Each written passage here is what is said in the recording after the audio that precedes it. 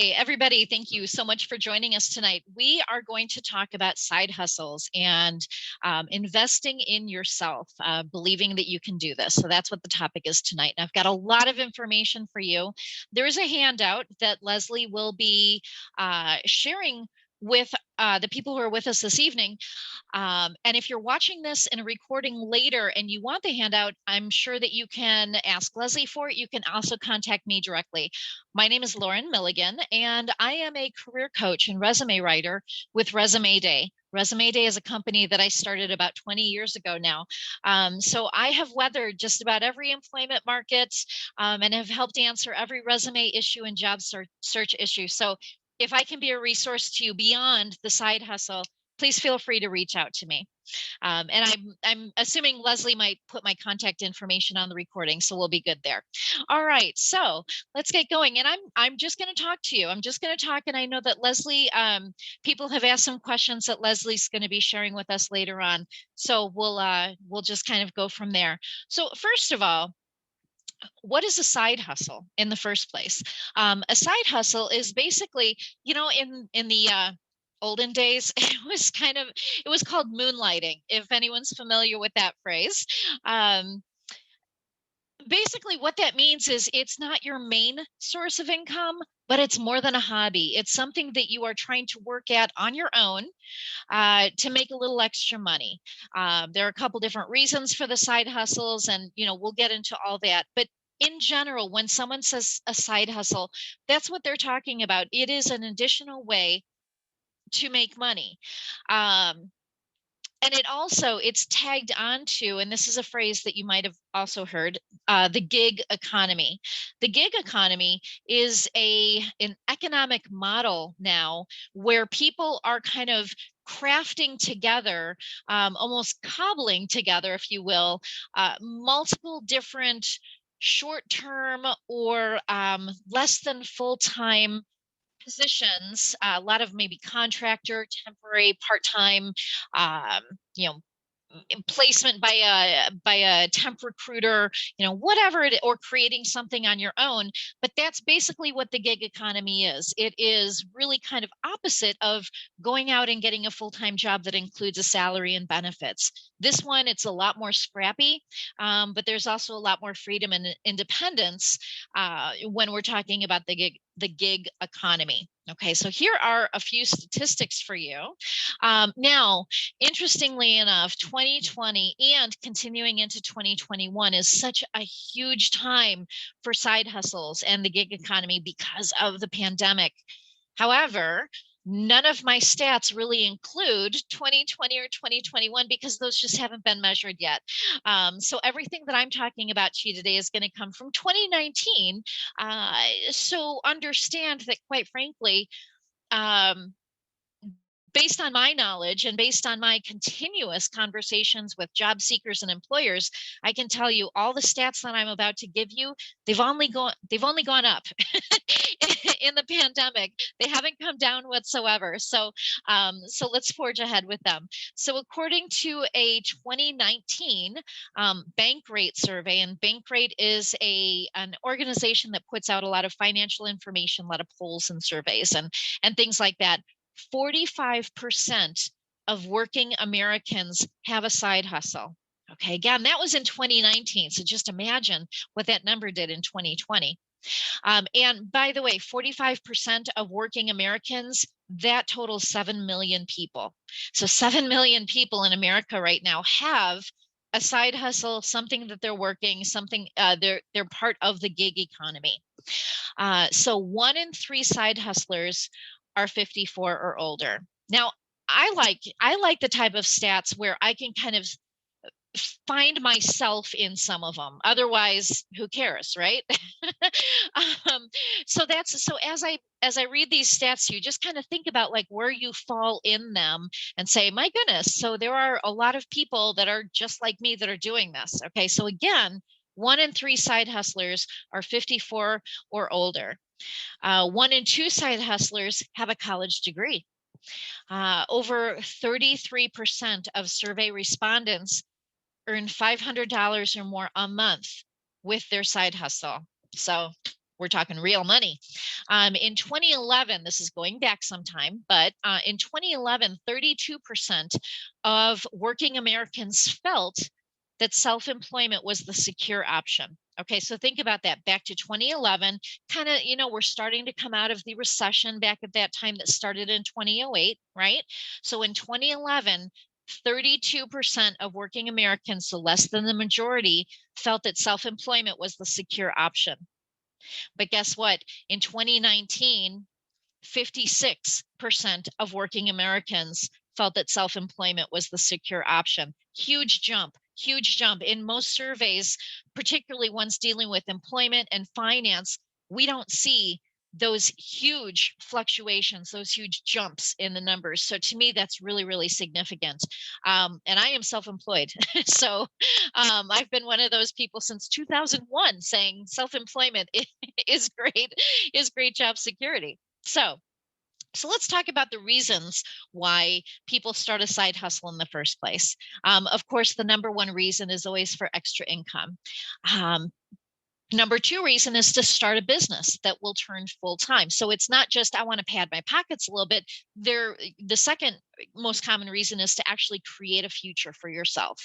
The third reason, to fund a creative outlet or a specific event. So someone is maybe saving up for a wedding or a vacation, or I want to go back to school and need some more money to do it. Or in the case of one of the side hustles that I am currently engaged in, I actually want to fund that creative outlet, and I need to make money in order to do that. So, and I'll get more into those details later. So, we've got someone joining us. Hello. All right. So, by generations, generational stuff is always interesting in the workplace. So by generations, as far as the reasons, baby boomers choose a side hustle that they enjoy.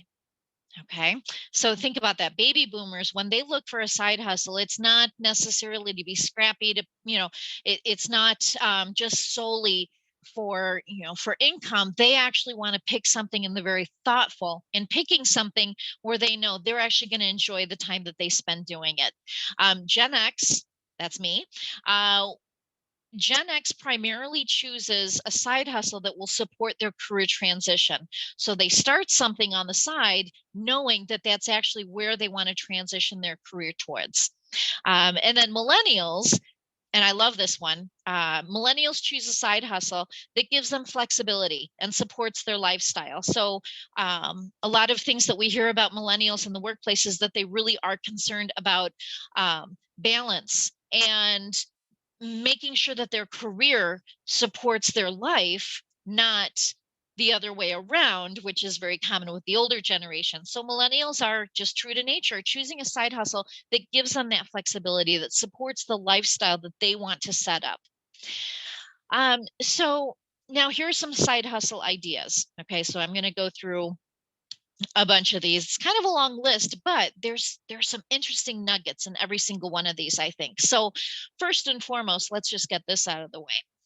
The highest paying side hustles are the ones that provide a skilled service, such as business writing, such as web design, such as some kind of business service, or some kind of service that most everybody just can't get up and running right away. There has to be some kind of education, or some kind of experience, maybe some credentials, something, something behind it that makes that person a little bit more skilled than the average human who actually has to go out and pay for this type of service. Okay. So here are some side hustle ideas. First, and kind of the easiest one to get into, is freelance working of whatever your current expertise is. Now, with this pandemic, I have been doing work with a lot of people on an outplacement basis, meaning the company who has laid off their employees hires my company to provide outplacement and help these people in the next stages of their career. A large portion of these people, no matter what, and they come from all different industries, but a large portion of them were actually saying, is there a way that you can do the same work that you did for your employer? Can we turn this into a freelance situation where you're doing this on your own? You're going to go out and find, you're going to go out and find clients. You're going to create your own contract and that sort of thing. And that's kind of, and actually, I'm happy to say that a number of the people that I've worked with, they are actually starting some freelance work on their own, which is really cool. And by the way, that also, coming from a resume writer's perspective, when you get into that situation, you're actually able to build up your resume, and there's no kind of, well, there's, very little gap in your employment. And you're able to say that you're keeping your skills sharp if that's the exact same type of work that you're looking to get back into once the employment market opens up for you. So that's always a really good choice. And by the way, I just heard myself say something that I kind of want to add on to when I talked about the gap in your resume. Building a business is a perfectly viable resume builder. You don't have to have clients in order to be doing work, right? Creating a business, coming up with marketing ideas, finding your target market, figuring out price structures, setting up systems for your business and running that business and working in your business is actually a perfectly viable thing to put on your resume. So please, please don't ever think that, well, I can't put this on my resume until I get my first client or until I have a bunch of clients. That's absolutely not true. As a resume writer, I can tell you, I would love to, I would just love if everyone understood that building a business is something to add to your resume. So if you had any doubts about that, you have my full permission. The next one, and this is really interesting, and I actually have two people looking at this right now, two of my clients, occupancy planners. So just kind of thinking about that, what that means, right? Occupancy planners. What this is, we have, and this actually was before the pandemic, unfortunately. You would drive down through kind of a busy shopping area. And what do you see? Empty storefronts. Malls. Oh my goodness. Walk into any mall, you're going to see a lot of shuttered stores. Occupancy planners are people who come in and they work with the owners and they figure out what exactly this space has as far as resources, not just what type of building is this, what type of material is it, what type of codes, what type of permits, is this retail only, or could it be, residential housing, or could, whatever. But also what type of resources are within the community? Is there transportation? Is there viable transportation to this place? What are the utilities like? What are the city, the city itself? Who are the most natural and abundant type of clientele who would be driving past or coming into this area in the first place? They look at all of those things. They look at occupancy, they look at a building, any kind of building, from a 360-degree perspective and say, here are other options, owner of this building who really, really, really wants a tenant or, some kind of revenue producing situation. Here are viable options for this particular building. And then they would give them a list and a full report. And then the owner can take that information and say, hey, you know what, with a little bit of investment, maybe with a little bit of a build out, whatever, we can turn this, this was a retail location, we can turn it into a restaurant. Or it was a restaurant, we can turn it into a factory or a manufacturing company, something like that. So occupancy planners, I'll tell you something, they've always been around. We haven't necessarily heard of them before, but they're kind of having a moment. So, because unfortunately, there's so much unoccupied commercial buildings right now. So And people, people don't want to let them sit for too long. And then, a really good one, social media manager. Now, a social media manager is someone who handles a company's Facebook, Instagram, Twitter, and this is about where my knowledge of these starts to fade, because those I'm really only familiar with those, and I'm horrible on all of them. But and that's because I actually have someone who helps me with my social media. Um, but a social media manager can go to a larger company, and depending on the larger company, they may have someone in house, they may already have someone doing this. But guess what? With everybody else starting side gigs, their side hustles, you could be a social media manager for 5 or 6 different side hustlers who are getting their businesses up and running. They could be similar, they could be completely different, and that's something that, depending on your comfort level, obviously, you don't want to create redundant, or copycat kind of tweets and posts and everything for all of your clients. But how interesting would that be? You would actually be making a very viable and needed business, helping other people in their side hustles get those side hustles off the ground. That could be kind of cool. So let's see. So in addition to that, a really big one right now is online ESL instructors or tutors. Obviously huge. And this is something I've actually had some conversations with some of my clients. Online tutors for those kids who, for whatever reason, are not quite ready, or the school isn't quite ready to have those kids back in school. How do this is kind of like, I've got a thought process here. I have been hearing a lot of reports, news reports, talking mostly to employers, and employers are saying, we're ready to open. We just cannot find employees and I just heard a bus company say this: we need drivers and we cannot for the life of us hire drivers. And the owner, or maybe she was a manager, but an uppity up in the company came out and said, and I think it's just because people are making way too much money on unemployment, they don't want to work. And this is probably about the 6th, 7th, or 8th time that I've heard that in a very short time. And I kind of want to crack their skulls together and say, that's actually not true. Okay. So even in, there aren't wonderful people sitting at home, letting their careers languish, saying, I'm just going to collect a check. That actually doesn't happen in America, and it doesn't happen in any country, because that's just not human nature. There are so many reasons why potentially great employers cannot get back to work. One of them is, and this is a problem that particularly impacts women more than men, is that women have to stay home with the kids if the kids are not able to go back full time in school. Okay.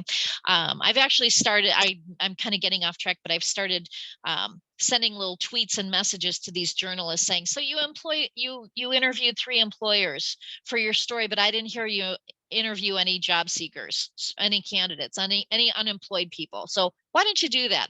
Hopefully that message will start turning around in the right direction. But so you have parents who desperately need to go back to work because they haven't been back to work. Old enough kids who are old enough to stay home, they're still going to need tutoring. They're still going to need to make sure that their education, that those gaps aren't happening as much. So online tutors, there are still so many opportunities for them. So if you have any kind of, whether it's a foreign language, math, science, any of the STEM categories, history, whatever it is, guess what? If you can set yourself up as a tutor, chances are there are families desperately looking for you. So please consider that one if you have those skills. And then, of course, freelance writer, editor, proofreader, content, not only content creators, but content perfecters, let's say. because right now there's more content being created really than ever before, especially with everything being so online. Meeting uh, talking points and so from meetings to conferences to just general business communications, uh, there are actually more jobs for writers and then editors and proofreaders in a business setting.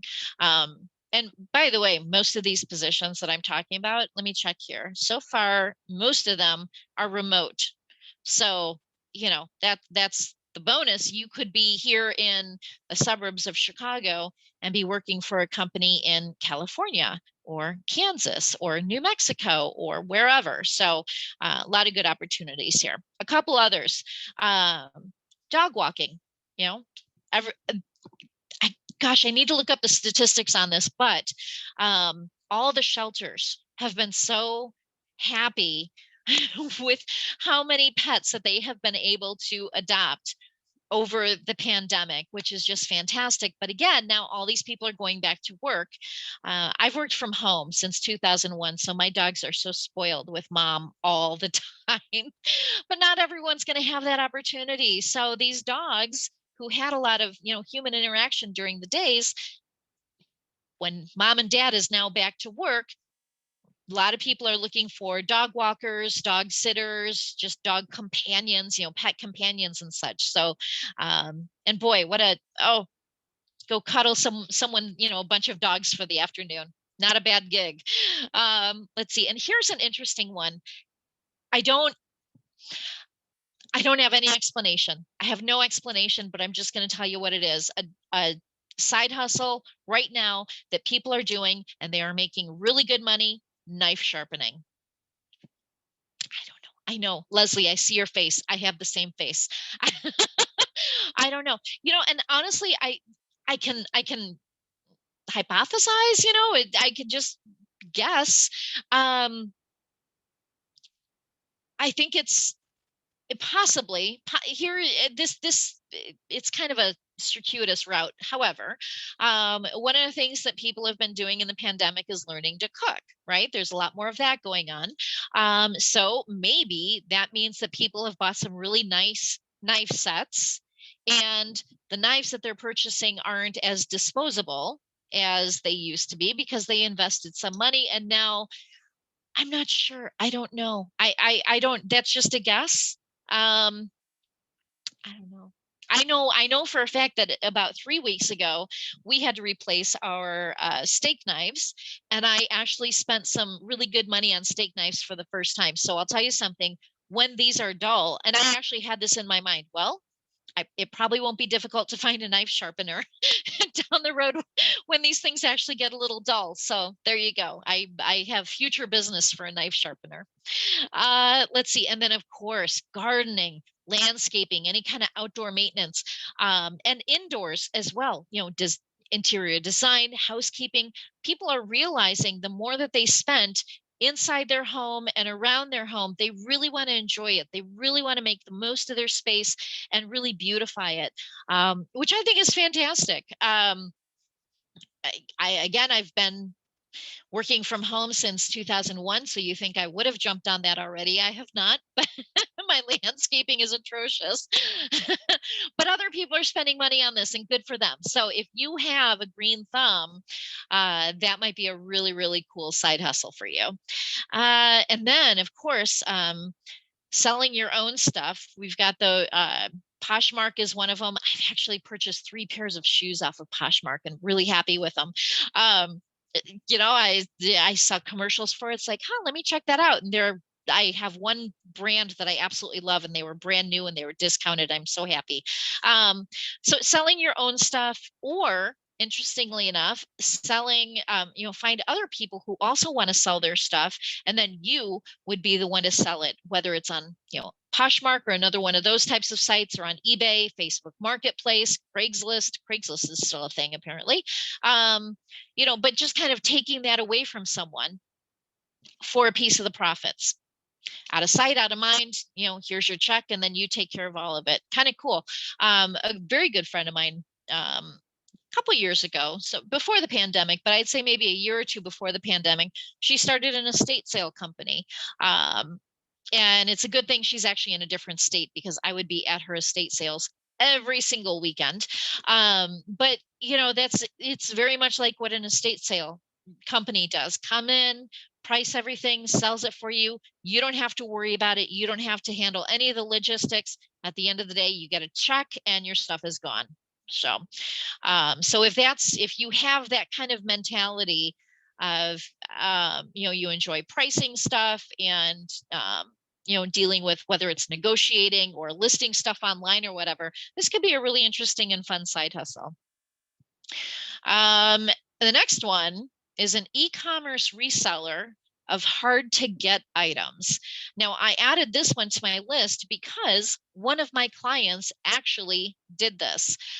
He has family connections to another country.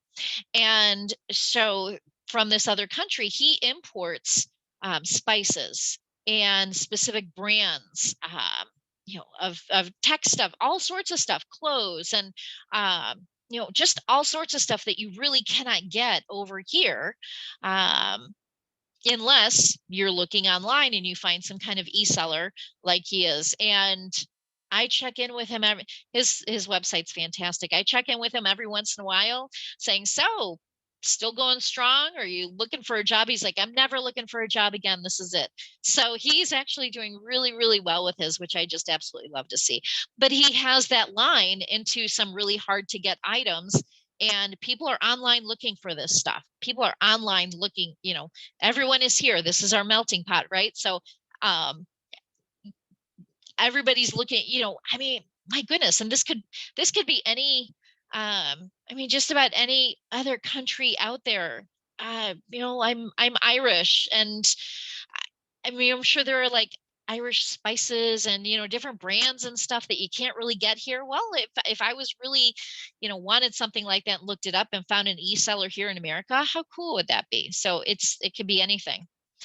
Let's see. Oh, and here's kind of the one that ties in with what mine is, making or selling any kind of art, piecework projects. A lot of these are sold through Etsy, through Facebook. Craft shows are coming back in a big way, by the way. I'm always getting email notices for ones that are popping up, and of course word of mouth. So my current side hustle that I have right now, and I say current because technically Resume Day 20 years ago kind of started as a side hustle, and fortunately it took off, and so it took off exactly like I wanted. And actually, interestingly enough, it was a career transition in what I wanted to do. So I hadn't really even thought about it before, but that Gen X reason for starting a side hustle, I was right there, and 20 years ago too. But so my side hustle is, a couple of years ago, I took up welding. Just decided I wanted to learn to weld, and now I sell things that I make, and I make fun little figures. I make wall art, I make garden art and stuff like that, and sell it on Facebook and through word of mouth and such. And that's one of my side hustles. I have so much fun with it. But again, remember how I said before, I actually have to afford my side hustle by selling my stuff. Welding is not inexpensive. So, but a lot of those hobbies are not. So, sell a couple things, save up your money, and then you start a little bit of a business. And that's exactly what I've done. And then any kind of coaching. And this is interesting because there are a lot of different types of coaches. This could be a professional, like a business coach. This could be a life coach. This could be a sports coach for kids. A lot of different, a lot of different categories under the coaching realm. But again, whether this is over Zoom, digital, virtual, or since we are starting to kind of come back to in person, um, and I think that this one is actually going to stick around because people have had more time. For people who weren't working, for any type of time over the pandemic, a lot of those people that I've been talking to did a lot of kind of soul searching, and I want to find a hobby, or I want to transition, or I want to improve my skills. That's been such a big part of the conversations lately. So if you have expertise in any of those areas, you might readily find people who want to learn those things from you. So consider that. Let's see. Oh, the next one. Cooking. Any kind of meal prep, whether it's weekly, monthly, daily, whatever. Very dear friend of mine, and she actually used to work for me as an assistant years and years ago. Um, she was starting a side hustle. So when she worked for me as an assistant, she was starting this side hustle, and I knew about it, and I loved it. And she was doing meal prep, freezer meals. So she'd put everything together. People would tell, which meals they wanted, and she would put everything together and deliver them. They'd sit in the freezer, and then when people wanted to take them out, throw them in the crock pot, whatever. She actually ended up quitting working for me because her side hustle grew. It took off. And guess what? I could not have been happier. I went, oh, thank you. Thank you for quitting on me, because that means that your side hustle is successful. And it is. And she's just having so much fun with it. And this was years ago, and she's still going strong. So, but it started with just doing just an idea she had to do this meal prep for other people, took off like crazy. So, and obviously she had already had the business when the pandemic started, which was good, because she already had the formula in place, and people just absolutely loved it. So good for her. The next one, TaskRabbit. Not sure if you're familiar with TaskRabbit or not, but this is one of those companies where if I need someone to put together furniture, maybe I bought something at IKEA and it needs to be put together, or if I need someone to go grocery shopping for me, or if I need someone to stand in line to buy concert tickets, whatever it is. It could be anything from housework to helping me pack up and move. To some other to more skilled things like changing oil, changing the oil in my car, or whatever it is, tons of stuff. But TaskRabbit is a place where if you have a particular skill or a variety of skills, you can go on, create a profile as a tasker, and people will look at your profile. They'll find, I'm looking for someone to help me with house cleaning, or um, digging a garden, whatever it is. And if you've listed that as one of the things that you'll do, you'll come up, and then people can see your profile and your prices and any reviews or anything, and they can call or email and hire you, and then you can come do the work for them. TaskRabbit is great. It's been around for quite some time, so it's a completely legit company. I think that they take a little bit, and then the tasker, I think they're called taskers. I hope they're not called rabbits. I'm hoping tasker. I don't know, but so I think that there's a split, of the money, but that makes sense, because that's how you're getting the business. So, but it's been around for a long time, totally legit. A lot of people make money and have their side hustles exclusively through TaskRabbit. And then delivery service. This next one kind of feeds into TaskRabbit, but I think people have kind of spun off, and it's furniture assembly. Specifically, I mentioned IKEA before. I really, I've said this so many times, and I love putting together IKEA furniture. I love it. If I actually were going to start like another side hustle, I would really seriously think about doing that full time, because I just absolutely love doing that. But if you're the person who doesn't, guess what? You can easily find someone who does that, not just on TaskRabbit, but if you go onto Facebook or just look up, a lot of times, like, I haven't really been on the site too much, but there's a site called Nextdoor where it's for a lot of different towns and communities and such. So people also kind of promote their side hustles through there, and furniture assembly is one that you usually can easily find.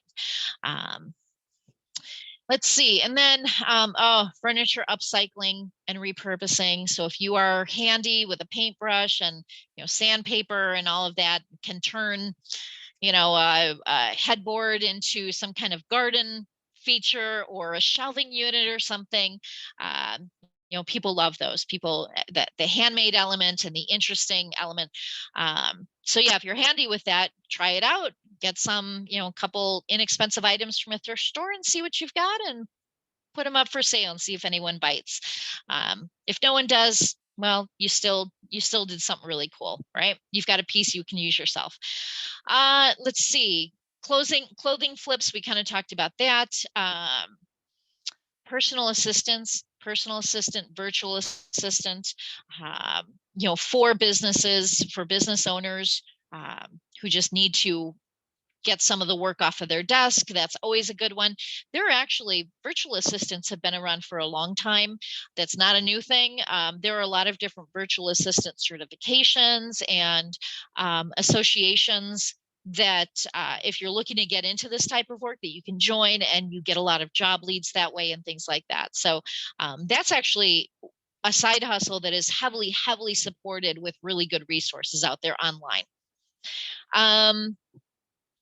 Let's see. Oh, I love this one.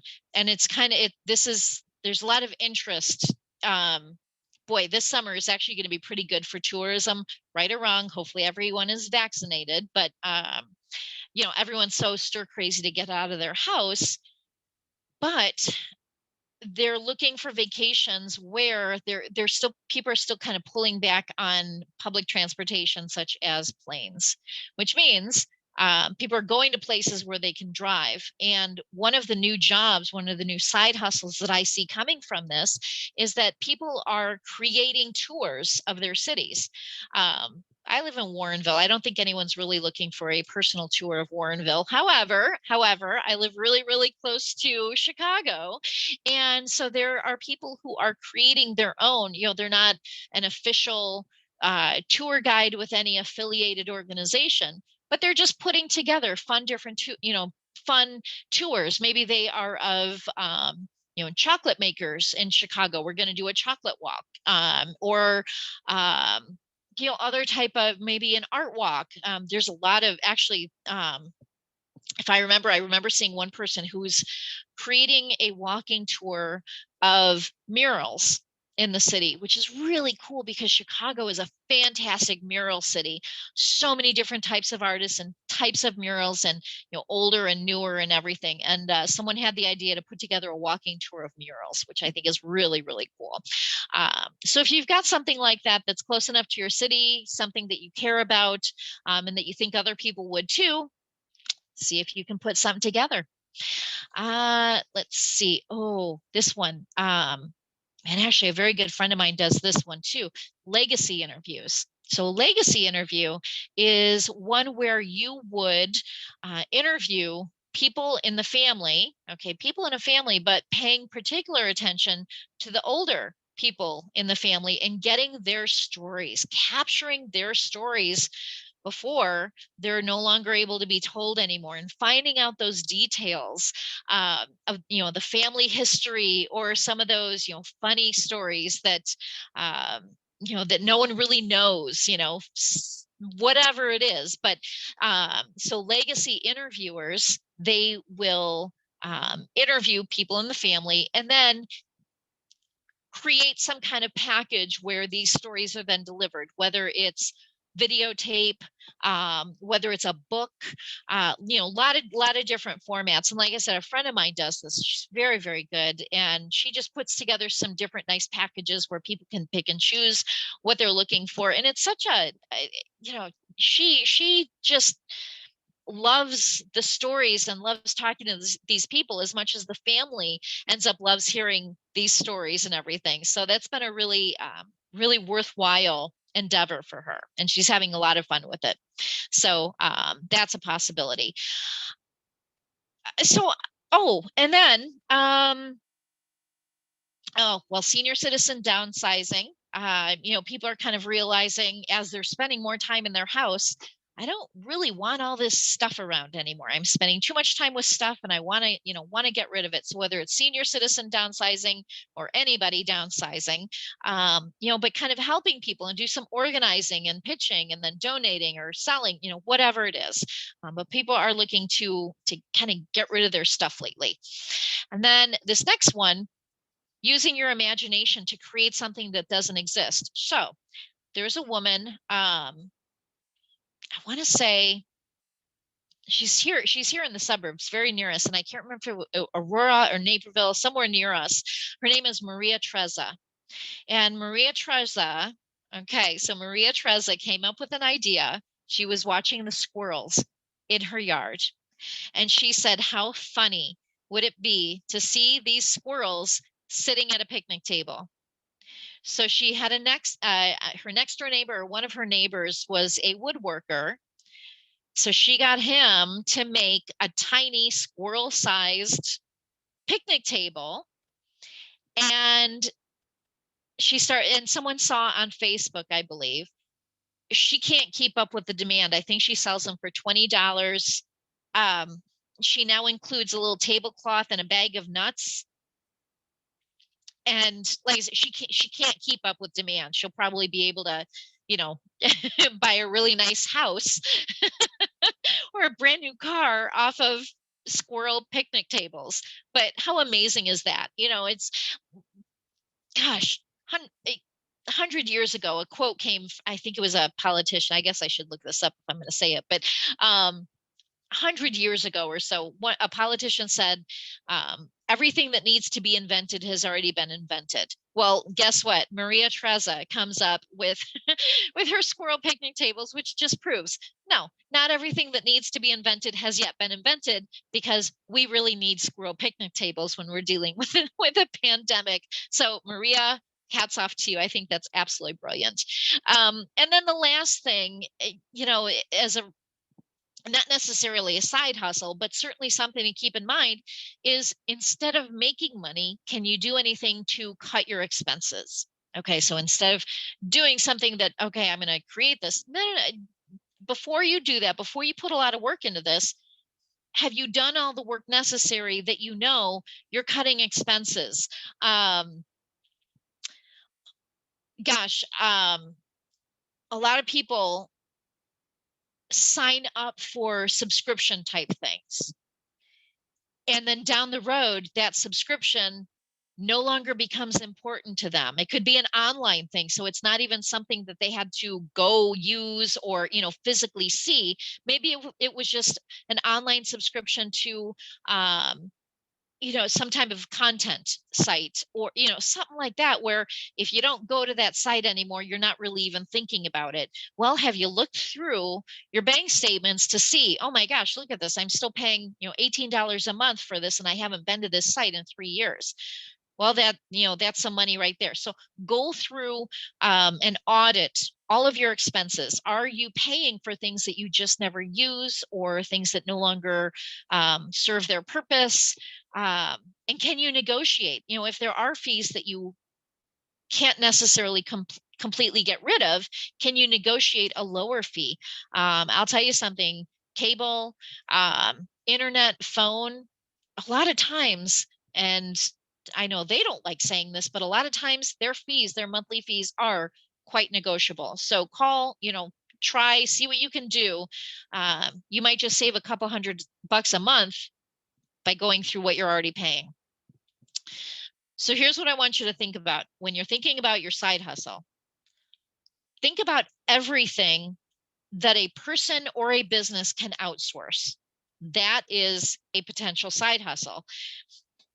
People buy convenience, people buy time, people buy money, and people buy emotions. Okay, so that is the foundation of a side hustle. If you can create something where people are going to pay you money to make their lives more convenient, or to give them more time in the day, or either save or make them money, or make them happy or feel more successful, some kind of emotion that they're looking to latch onto, that right there, if you can create something that people are going to spend their money on based on those 4 factors, that right there is the foundation of the side hustle. Okay, so keep that in mind and be inventive, be clever, try to find that thing that no one has cracked into yet. Some really quick considerations for the person who is actually starting a business for the first time. And I know a side hustle isn't necessarily, it's not like you have to run out and get incorporated right now. You don't, trust me. As a matter of fact, with Resume Day, I listed on my taxes, I was a sole proprietor for the first, I think, 8 years. So because I didn't need to be incorporated. And then I changed some things around in the company, and incorporating was the right thing to do. But that's not inexpensive. That was not a free thing that I was just like, boom, I'm incorporated. No, there are some hoops to jump through, and there's some money to pay for that. So list yourself as a sole proprietor for as long as you can. But here are some things to consider.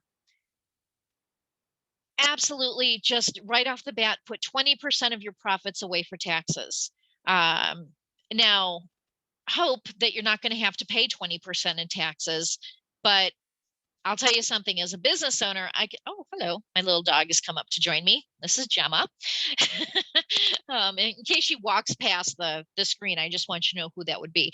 But I'll tell you, as a business owner, my taxes have been the past 4 to 5 years, my taxes have been completely unpredictable. Previous to that, they were actually pretty stable. We had a good idea of what was going to happen with the taxes, and boy, that just hasn't been the case. So always err on the side of being a little bit more conservative when you're putting money aside for taxes, because you don't want to get hit. You don't want to get hit with a bill and then say, this is just something I can't do anymore. If you had saved up just a little bit more, it might have taken the edge off of that. So put 20% away for taxes. You have to have a separate checking account. You've got to keep your business expenses apart from your personal. Otherwise, it's just going to get too convoluted.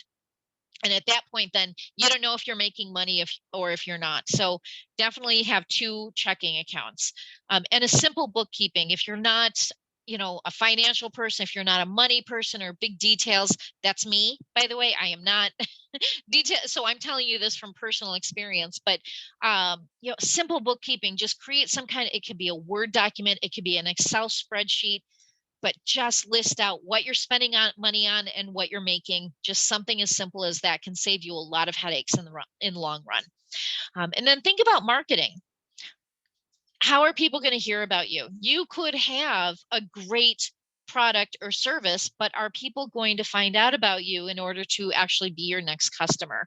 I've told throughout the years when I'm talking to people who want to start, whether it's a full-time business, whether it's a side hustle, learn a little bit about marketing. The nice thing is you can go and take an online course for free. Lynda, which is Lynda, through the library, or so many different. So if you look up, marketing course, beginner's marketing course, whatever it is, you're going to find so many free resources. Learn a little bit about marketing so that how do I put together a good advertisement? How do I find people who are going to be my customers? All of that stuff is just important. And if you don't know what you're doing, just to kind of throw something against the wall and hope it sticks could be a waste of time, money, resources, everything. Contracts. Depending on the type of side hustle that you're creating, you may need a contract. And a contract can be very, very simple, just quite simply spelling out the parameters of the job that you're looking to do, how long it's going to take, the amount of money that you're charging for this. It doesn't have to be much more complicated. The good news is online, you can find plenty of examples of a good contract. The more involved the work that you're doing, the more involved the contract will be. But really, good contracts, even a simple contract, can just save yourself an awful lot of headache. I learned that the hard way a couple times now. I have a contract for years and years. I've had a contract for Resume Day, but every time I add something new to it, it's because of something that wasn't covered. That's like, wow, whoever saw this coming? But you know what? I'm going to make sure I never get caught by it again. So there you go, adding a new line to the contract. So like I said, depending. Now, Does Maria have to have a contract for her squirrel picnic tables? Probably not. But if you are going into someone's home, rewiring their computers, something like that, well, that could be, or doing some kind of landscaping where there's, who's going to be paying for the mulch and the tools and all that kind of stuff. That's a contract situation right there. And then, the most challenging issue for every person involved in business for themselves: pricing. How are you going to price your services or your products? Excuse me one moment. I'll let you ponder that while I take a sip. This is really seriously the most stress-inducing topic for anyone looking to go into business for themselves. If you charge too much, you'll lose customers. If you charge too little, you'll lose money. One of the things that I recommend people do is talk to other business owners, whether they are, it's most likely that you will find people willing to talk with you about this if they're not your competition, if you're not looking to do the same thing they do.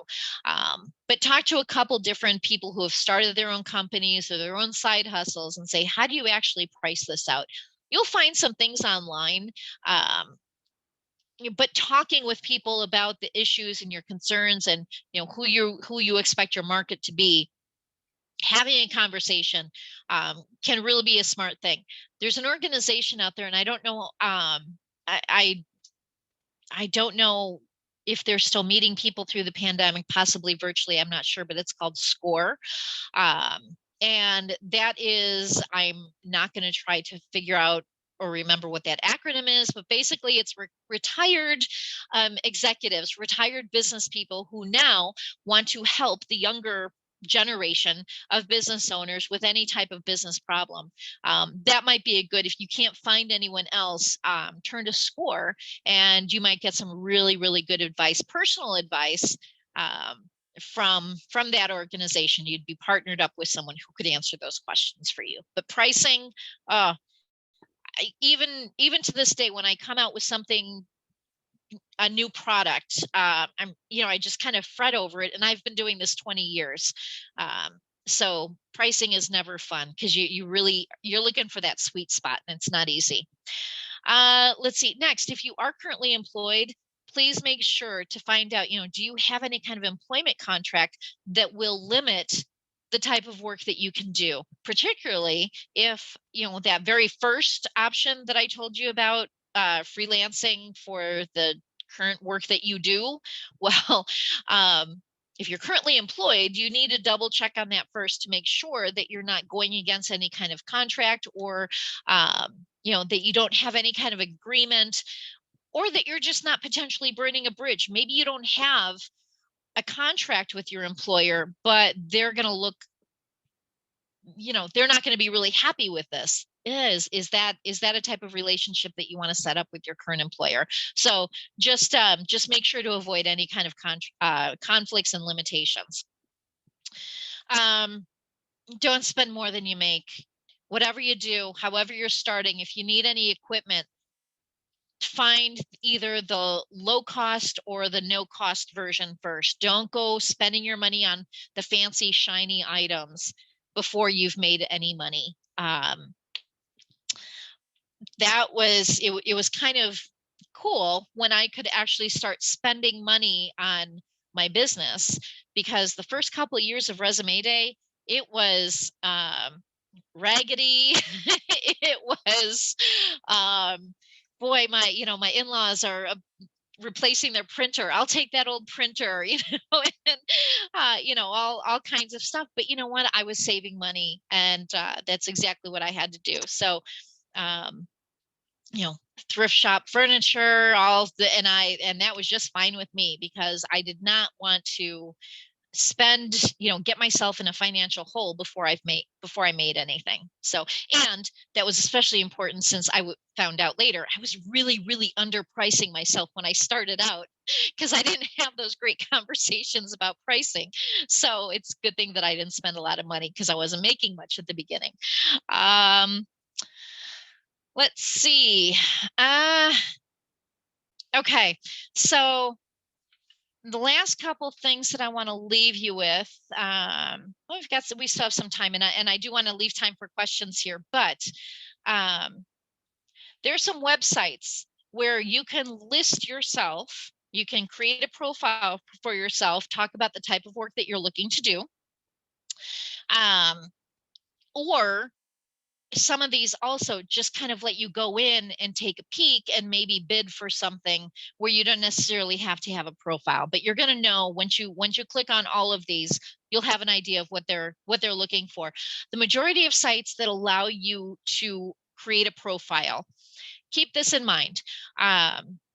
So a normal employment situation with an employer who is looking to hire someone, when they go on to LinkedIn and they create a job posting, or they go on to Indeed or Career Builder and create a job posting, it's the employer who pays for that job posting, and the candidates can apply and they don't have to pay any money. Well, this is the reverse of that. So the freelancer or the side hustler, they're going to go onto these sites, create a profile, and then that site is going to charge you. Most likely they're going to charge a monthly fee, and they will probably take a portion of the money that you make through that site. Now, that sounds kind of brutal. However, most of these sites, the monthly fee, depending on the sites, depending on the type of job you're looking to do, they may charge as little as $10 a month, and then maybe like 10% of the money that you make. So there's still money to be made. These sites are not scamming, and they're actually putting you in front of people who are looking to hire you for the work that you want to do. So, but here are a bunch of them that you can check out. And by the way, these change frequently. I did this presentation kind of at the beginning of the pandemic. So maybe it was around maybe 9 or 10 months ago. And about 4 months ago, I went through all the sites, and a lot of them were different. And one site had purchased a bunch of the smaller sites. So the list changes from time to time. But some of the good ones, some of the really good ones, freelancer.com, guru.com, remote.com, and moonlighting.com. Creative Circle, that's a really good one for creatives, like if you do graphic design, web design, things like that. One of my favorite names, and I've actually hired 2 people from this site, is hiremymom.com. Kind of a funny site, and the premise behind this site is there are moms who are, stay-at-home moms, but they can work, right, during the day if the kid is at school or something. So this is pre-pandemic. That was the idea of this site, and boy, it just keeps chugging, and you don't need to be a mom to put yourself on it. And I've even seen men on there getting jobs off of it, but it's just a really cool, funny name. And like I said, I've hired 2 people off of that site. And then of course TaskRabbit, Flex Jobs, Free Up, Solid Gigs, Gig Salad, People Per Hour, remote.com. There are a bunch. And again, you'll get this handout. There's a much longer list, but the purpose of my telling you this is the sites are out there. The people looking to hire from these sites are out there. So these sites really can be a great connection for freelancers, for people who want to do this stuff. And the cool thing is that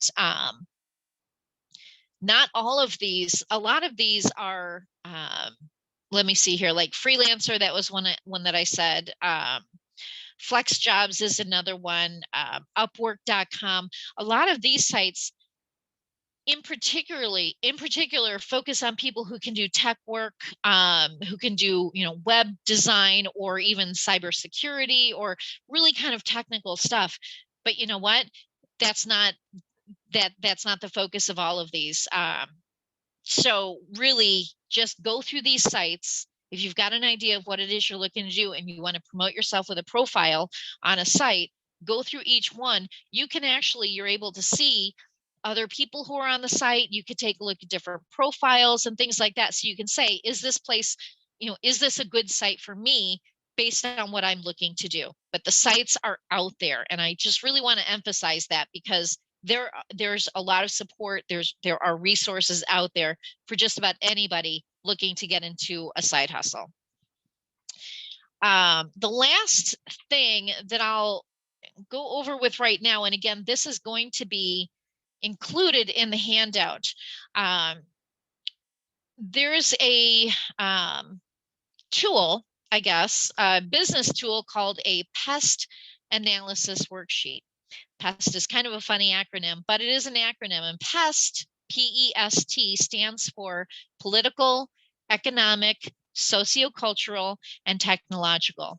And basically what a pest analysis does is it gets you to think about, okay, I'm thinking about becoming a web designer or a landscaper, or whatever it is, but you can go through and figure out, are there external factors in the world right now that may impact in a good way, in a bad way, whatever. Basically, it's just getting you outside of your own head and saying, what is going on in the rest of the world that I can either capitalize on in this new business venture, or that maybe something I need to look out that may cause a problem. It's very much like a SWOT analysis, for those of you who are familiar, strengths, weaknesses,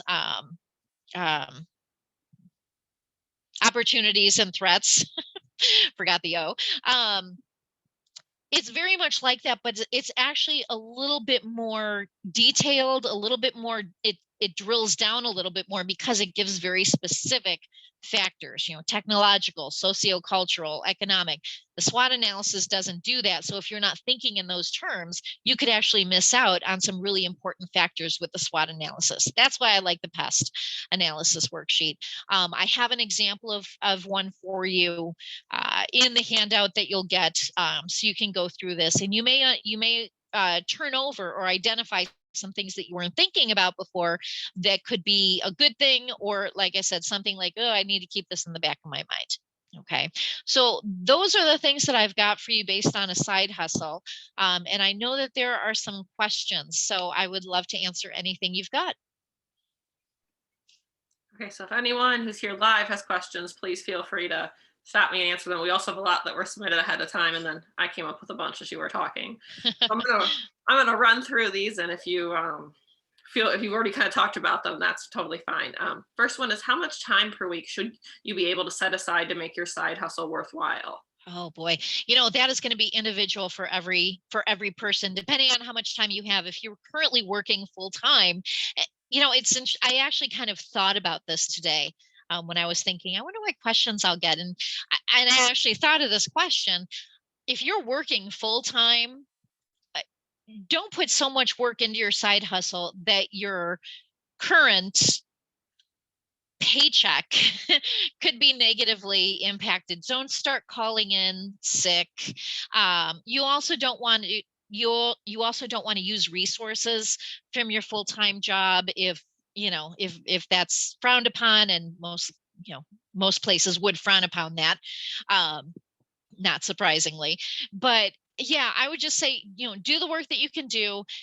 But here's the thing, I have always found I'm this way. I know my husband is this way. People I've talked to this way. When you have something that is giving you energy, something that you're excited about, you kind of make the time. The time just kind of appears, because you're figuring out how to make that time happen, right? I always find that I have very little time for things that I don't want to do. But then when there's something I want to do, like welding, well, guess what? I can go spend 4 hours in the welding lab today, but I don't have time to make dinner. So, but that's the thing. So spend the time that you need, spend the time that you can, but don't spend so much time that your actual priorities, whether they are a full-time job, whether they are family, whether there are other commitments that you made, that they start being compromised, I guess is the word that I say, that I want to use. Great. Okay. So then what kind of passive income side hustles are out there? Ooh, okay. So passive income is by definition, that is something you set something up and income will come from it. You set up some kind of income bearing situation. Um, and you don't have to work it. You don't have to constantly work it. People will find it, they'll pay money. So passive income could be if you have some kind of membership site, like a content site where people are paying for certain articles, or maybe they're paying to download music. Years ago, and if I was smart, I would have done a version 2, but it's not where I wanted to spend my energy. But years ago, I recorded an audiobook for job seekers. um, and it was there were 10 chapters that went through a lot of different situations. It was really good information, and I found an online distributor. um, so at the time it was CDs, so there's a physical product of CDs. And then also as time went on, we did digital downloads, and that was something I recorded it, I sent them the CDs, or they handled the digital formats of them. I never had to do a thing. And every once in a while, I get a check and I get an email saying so and so has purchased, because I also gave then, if you purchase it, you'll get a half-hour free coaching with me. And every once in a while, I get an email that says, so and so purchased this. So I'd follow up with them. We do coaching and all that. But that was completely passive income because I set it up and then I never really had to work it or maintain it whatsoever. So that's something. And the company, just so you know, the company that I did this with, and I don't know, um, I want to say they merged into another company, um, but it was CD Baby. Now, something else that you could do, any kind of situation now where someone can go download something. So there are, um, what is I'm trying to think of the company. Uh, Mm-mm-mm.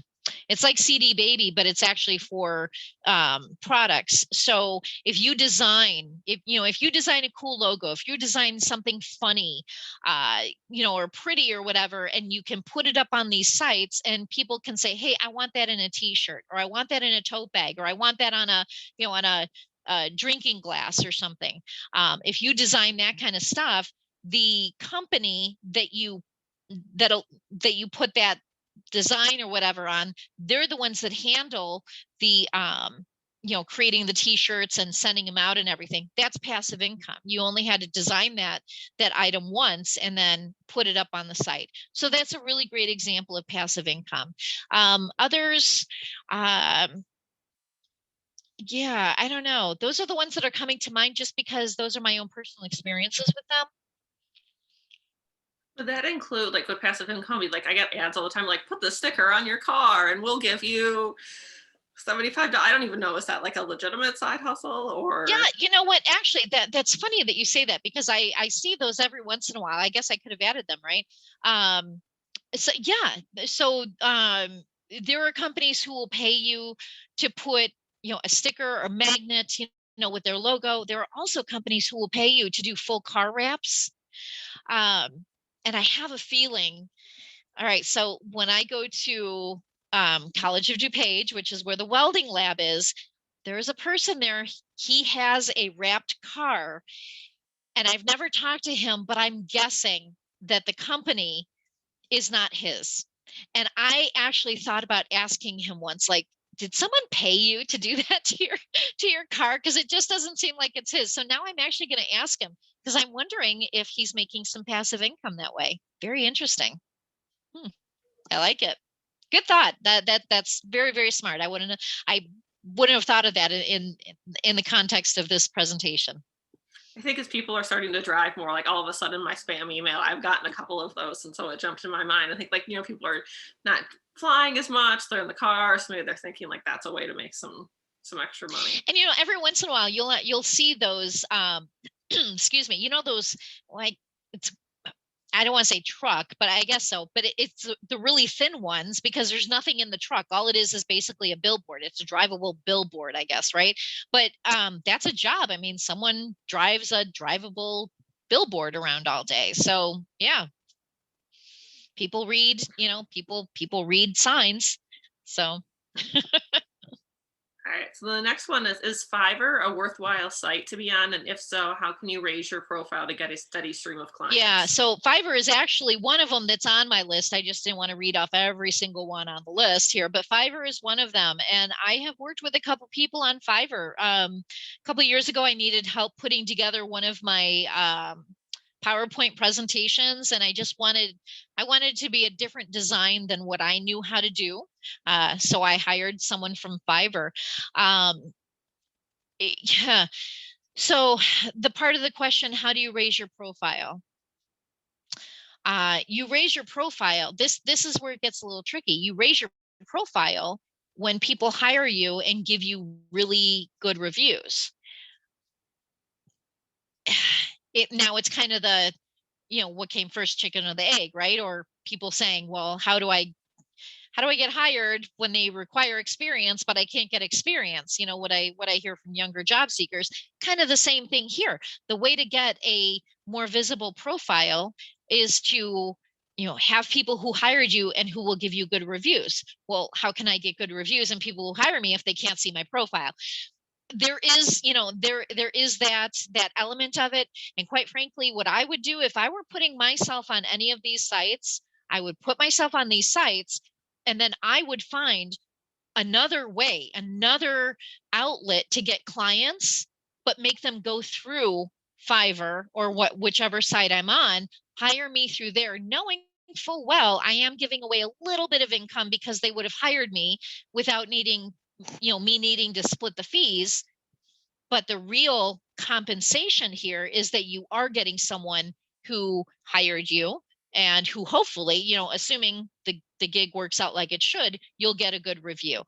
Quite frankly, that's exactly what I would do if I were in this situation. So you gotta work it a little bit. Okay, this next one's interesting, and I know nothing about it, so I'm curious. Mm. I have heard about people creating blank journals through Amazon KDP and selling those as their side hustle, but I would be worried about how to handle taxes. What are some of the basic sale tax tips you need to know if you're selling items online as your side hustle? Okay, so the taxes that you have to worry about. See, you're talking to someone who, there's a reason why I have an accountant. And he's worth every penny because I don't care to know this stuff. But I will say this: there are going to be state and federal taxes that you're going to pay. Um, Depending now on Amazon and the other site, sometimes there's also um, sales tax that you're going to have to collect, but that's state by state. So whatever state you're in, quite frankly, your best resource here, do a Google search, selling items on Etsy in Illinois or selling items on Amazon in, Kansas, wherever you're at.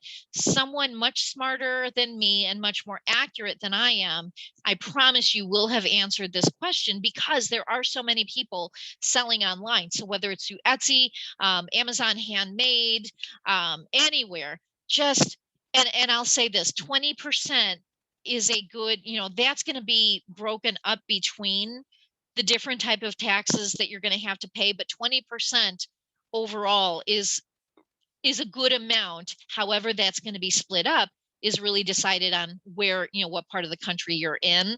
But yeah, you're gonna, oh boy, the crazy thing with that is you're gonna have to pay taxes as you make money. You're also paying taxes on any of the raw goods that you need to put your stuff together. So that's always, that should always be in the back of your mind, that it's going to be an expense as you're buying things. It's going to be an expense as you're selling things. So, taxes are just going to be there. So, but do a search so that you can actually find out geographically specific what you specifically need to know. What side hustles require the least amount of time or provide a good financial return on your investment? Um, I suppose, the least amount of time. That's a hard one, because I mean, I suppose passive income Can you design something? If you can't, then are you going to go learn how to design something, or, do whatever that is? It's going to be different for everybody. For me, again, my side hustle is welding items and selling them. I don't consider, I love welding, and it's fun and it's therapeutic.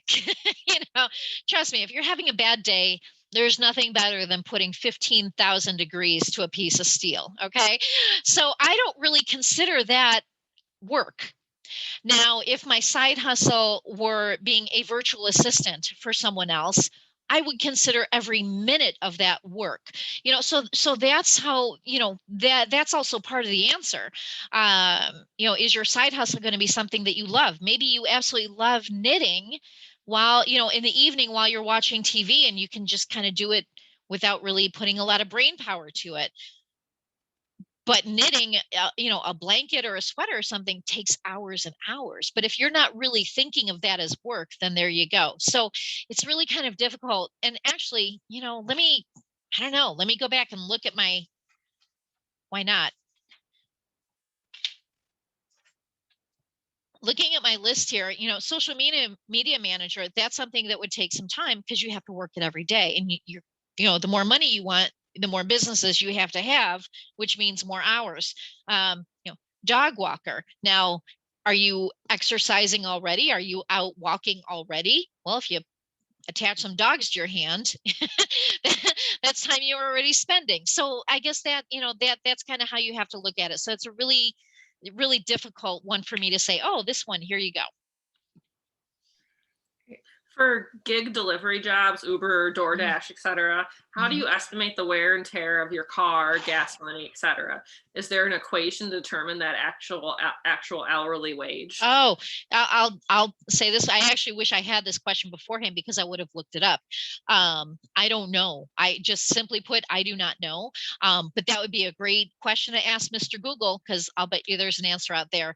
But it is definitely, that's one of the things where that would be my first concern. If I was, well, I'll say this, as a woman, it would not be my first concern. My first concern was, who would I be interacting with? But then also the secondary concern is, what is this going to do to my car? Because that can be pretty expensive, and could be eating up all of your profits. So that's definitely something to take into consideration. I don't have the answer to that, but I know for a fact that I'm sure you can look that up online. You know what? And the interesting thing is, was it, which was who was the Uber? I want to say Uber. They just had a big whammy hit them, last month, maybe 2 months ago, where their drivers are now considered employees. And what a fantastic win that was, because they were really, just a side note, if you are actually going to work for someone else in a capacity such as Uber, if they are paying you as an independent contractor, make sure that you really are an independent contractor. There is a very specific, definitive division between what an employer can require of an employee versus an independent contractor. And there are many, many companies out there. Uber obviously was a big one, where they were treating their people like they were treating their people like employees, paying them as independent contractors. And what that means is they weren't taking out taxes. They weren't offering any kind of benefits. They weren't putting money aside into unemployment and Social Security, etc. And that's just wrong if the actual job requirements was set up as an employee. And this is what was going. So, boy, big win, big win for the gig economy on that one. So. And I think you answered a lot of this last one here. But they had asked the questions like, can you tell me about like promotions, pricing, which you talked about, competition. The one interesting part of the last part is about processing payments, or what kind of like what would you use for payment processing? Yeah, for sure. Okay. And that actually is a really good question. And you know what? I'm probably going to make a note of that and include it in the actual part of the presentation, because that's a really smart question. And then I'll probably look up the answers that I don't know to the questions that were asked and include them as well. But so there are a lot of different ways that you can take payment. PayPal is a good one. Venmo and Zelle, those are good ones too. If you are doing something where you're accepting accepting a lot of money and it's going to be virtual, the company that I personally use through Resume Day, I don't know. I think everything I've done, I think everything I've done under Worth Stealing, which is my welding company, I think everything for that has been under Venmo or Zelle, because it's been, smallish, $100, $50 here and there. But with Resume Day, which is larger ticket items, I use a company called Stripe. Stripe is fantastic. I have it set up where I've got a cart on the Resume Day page and people go in. So I don't ever see anyone's credit card number, or they don't send it to me. So there are no security risks that I could be on the hook for, which I love. They have fantastic reporting. So if you're actually going to be doing something big ticket item, I would recommend a company such as Stripe. Now, PayPal also does bigger ticket, and what the percentage is going to be. I've just had issues with PayPal in the past, so I steered away from them, and that's why I chose Stripe. But if you're doing, you want some kind of record. Okay, you want some kind of record, which is why Stripe, PayPal, Venmo, Zelle, any of those are really good.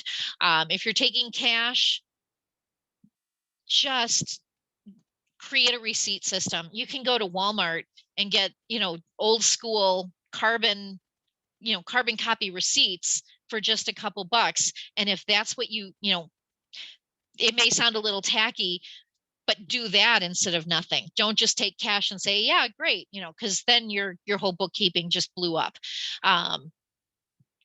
So yeah, cash is kind of icky anyway. I don't know the last time I even touched cash, to be honest with you. But yeah, so there are really, really good ways to accept payments, and the best of them will give you some kind of digital trail. So any, Venmo, Zelle, to me, they're one and the same. There may be some different charges here and there, but I think they're not. The differences are minute. PayPal, you know what you're getting into with that. By the way, PayPal, there's a PayPal Friends and Family, and I am absolutely not advocating for this. I would never tell someone to do this. However, I can tell you what I can tell you is that someone could send you money and there are no fees if it's through the friends or family version. But my goodness, if you are getting paid for a business, you should not do that, because that goes against their guidelines and policies, and they will not like that. But again, if you are just accepting money from a friend or family for no business or service exchanged, then that's a really good way to get full payment, zero fees. All right, then I do see one in the chat. I'm asking what kind of degree or experience is required for the occupancy planner that you talked about at the beginning. Ooh. Yeah. Okay. So generally, and it really depends, because occupancy planners can be on their own, or there are companies who hire occupancy planners. So if you are going to be doing this alone, there are certain credentials. Some people get into this when they have an architecture background, or they could have a commercial real estate background. So there are a lot of different backgrounds that can easily feed into this. Are there specific degrees or credentials that are required? Not necessarily, but that depends on the type of the level of service that you're going to provide. So if you are actually going full bore with here's the type of rebuild that I recommend, obviously, yeah, that is definitely going to require certifications, knowledge, testing, and all sorts of stuff. However, the companies that hire people and train them to be occupancy planners, a lot of times you could be working, again, depending on the level, you could be working under the company's certification. So you may not need to do that yourself, but at the same time, as you get higher and higher up, you are going to need those certifications. However, it's almost like a real estate company or a financial planner. If you are going to go and get certified, more credentials under your name, it's very likely that the business will be paying for those fees because they'll be benefiting from that. So they're investing in you as their employee. So you can do this on your own.